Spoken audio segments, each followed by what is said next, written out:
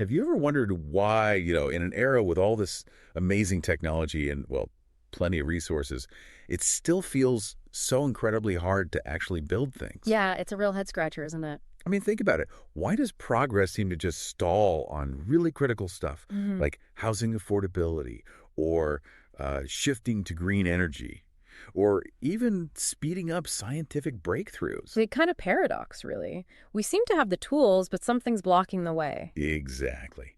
And that kind of deep-seated frustration is precisely why we're doing this deep dive today into a really impactful book. It's called Abundance, What Progress Takes, and it's by Ezra Klein and Derek Thompson. Ah, yes. Klein from the New York Times and Vox, known for his political analysis. Right. And Derek Thompson, who writes for The Atlantic, he brings more of an economic analysis angle. It's a great pairing. Their perspectives complement each other really well on this. Totally. And this book it actually grew out of an essay Thompson wrote back in 2022. The book itself just came out this year, 2025, published by Avid Reader Press, which is part of Simon & Schuster. Got it. Political nonfiction, economic policy, about 288 pages, I think. Yep, that's the one. The ISBN is 9781-6680-23488 for anyone looking it up. And what makes their approach so compelling is how they don't just point fingers, they sort of dissect why these problems stick around, even when we seem capable of solving them. Exactly. So our mission here is to pull out the most important insights from this book for you. Think of it as a shortcut to understanding their core arguments and some of the fascinating details they use. And we should mention the format here. Oh, right. You are experiencing a unique two-host AI conversation. This is actually powered by Google's Notebook LM, which lets us do deeper, more dynamic book summaries. Okay, so the heart of abundance, what's the main idea? Well, their central thesis is that the United States is basically caught in what they call a politics of scarcity, not abundance. Which doesn't mean we lack actual stuff, right? Like resources in the ground. No, not at all. It's more about how our own systems, like regulatory frameworks, bureaucratic processes, they actively prevent us from building the things we need. Housing, energy grids, the tech for broad prosperity. Huh. So it's self-inflicted scarcity, in a way. That's a good way to put it. They argue America's problems aren't really because of, past villains or bad intentions. It's more that the solutions one generation came up with have kind of calcified and become obstacles for the next one. Can you give an example of how that works, a solution becoming a problem? Sure. They talk about regulations. Maybe things started for good reasons, like environmental protection or safety. But over time, they become these rigid rules that are really hard to change. And they end up choking off needed development. Like maybe an old zoning law that made sense decades ago now prevents building dense housing near jobs. Right. So good intentions, but outdated rules block progress now. Exactly. And this leads them to propose what they call an abundance agenda.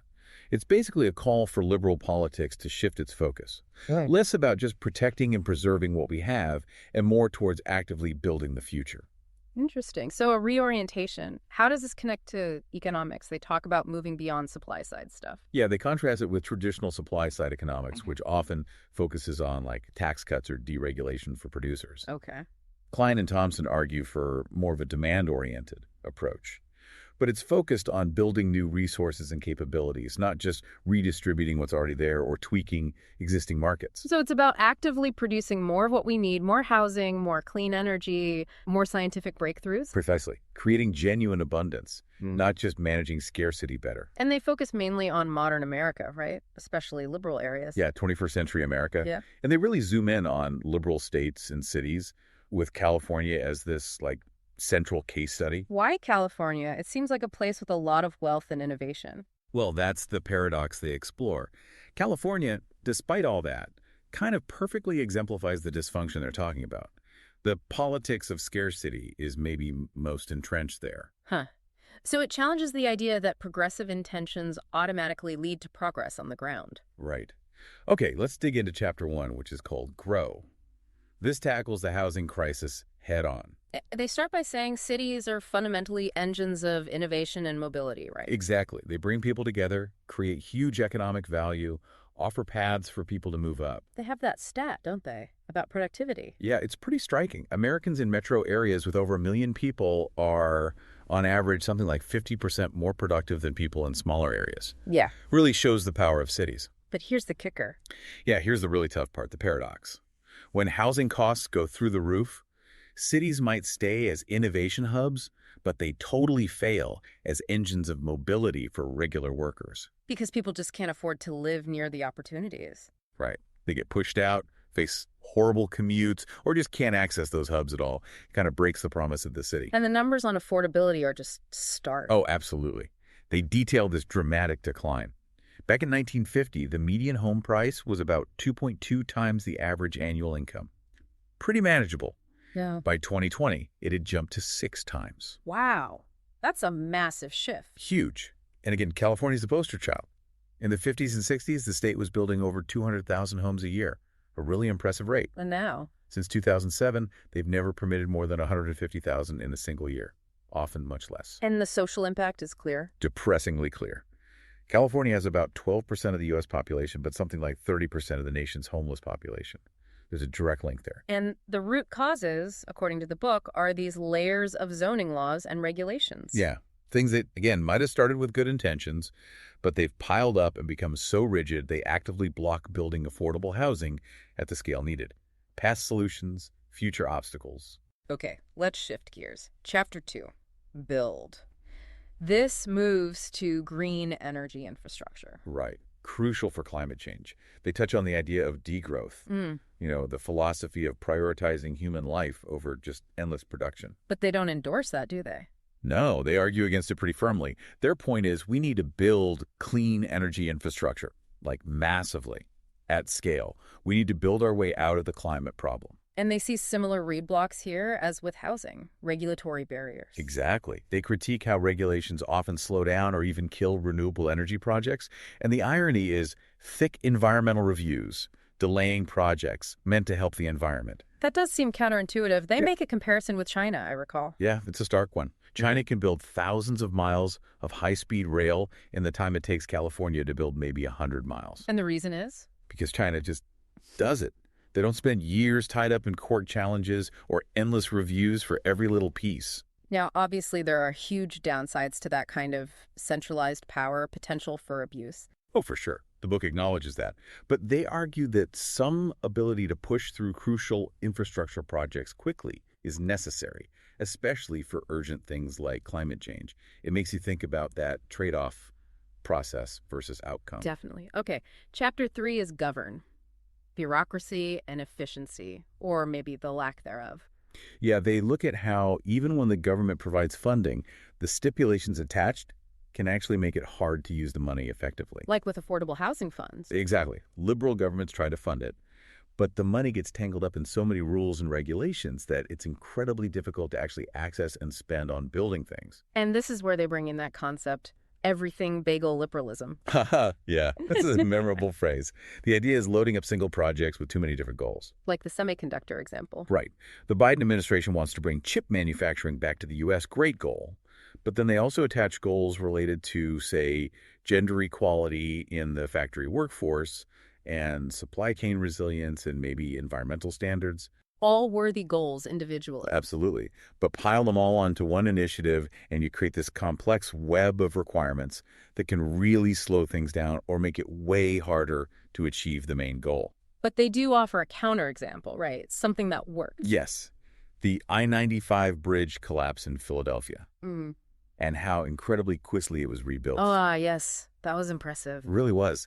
They hold it up as proof of what government can do when the bureaucratic hurdles are cleared away and the focus is just laser sharp on the outcome. Get the bridge rebuilt fast. It shows the capability is there. It's the process that often gets in the way. Makes you wonder what else we could do if we took that approach more often. Totally.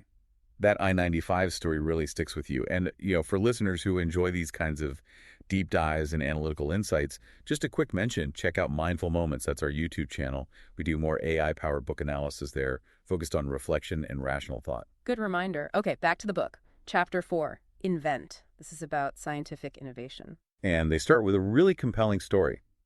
Katalin Karikó. The scientist behind the mRNA vaccine technology. Exactly. A Hungarian scientist whose research was absolutely revolutionary for the COVID-19 vaccines.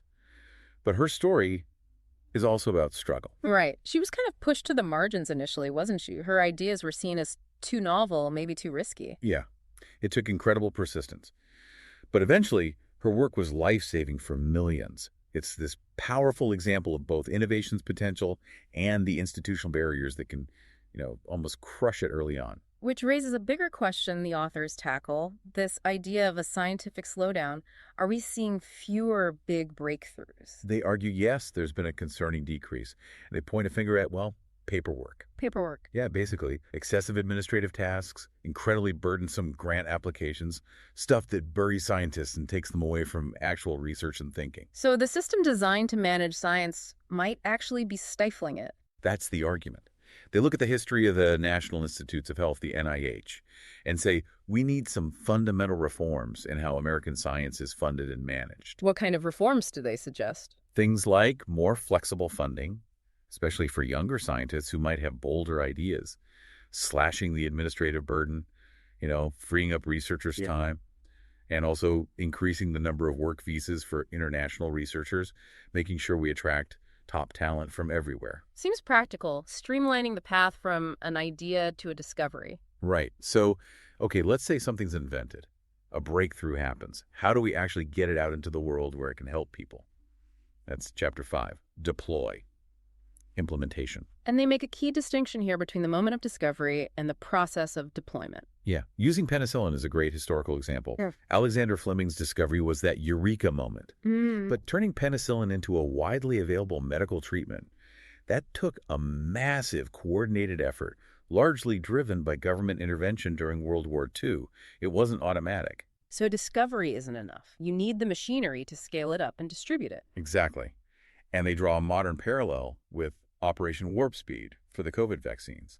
Right, that massive government initiative to accelerate vaccine development and distribution, they see that as a success story in deployment. Definitely. It reinforces their argument that government has this crucial role in bridging the gap between innovation and implementation, especially for complex new technologies like AI even. So that gap between having an idea and making it reality for millions is a central challenge, and government needs to step up to coordinate and support that. That's the core message there. It's not just about the light bulb moment. It's about building the whole electrical grid. Good analogy. So bringing it all together in the conclusion, toward abundance, how do they see America's current situation? They describe it as a kind of political transition. We're caught between old ways of doing things and, well, an uncertain future. The old order isn't quite working, but the new one isn't fully formed. And their proposed way forward is this liberalism that builds. Yeah. They advocate for this new lens, basically.